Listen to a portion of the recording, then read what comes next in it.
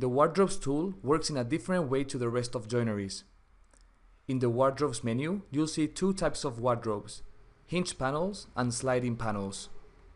I'm going to select the hinge panels wardrobe. The preview of this joinery will adapt to the length of the wall which you take it to. If the wardrobe can be inserted, it will snap to the wall. You just need to click to confirm the insertion.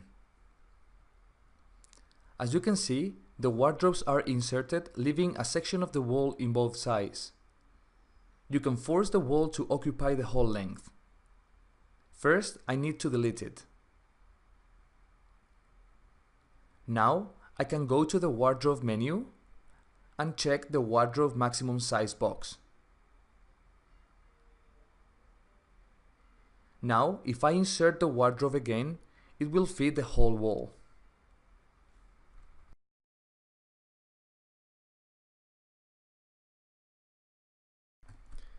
The sliding panels option works the same way as the hinge panels, but with a different design.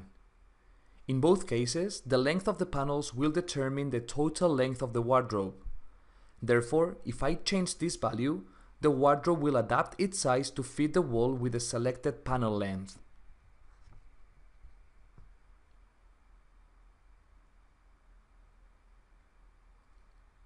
As we have seen already, the wardrobe will automatically extend to fit the whole wall length. However, we can trick this behavior by drawing a supplementary wall beforehand.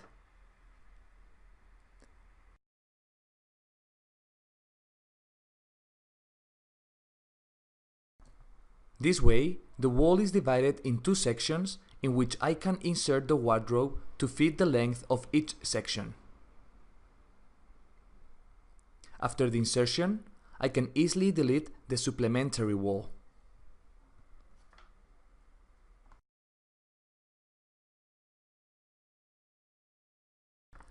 As we have seen, the wardrobe will adjust its total length and the number of panels depending on the length of the wall and the size of each panel.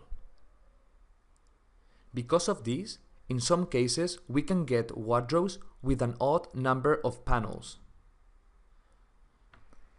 However, there is a way to fix this.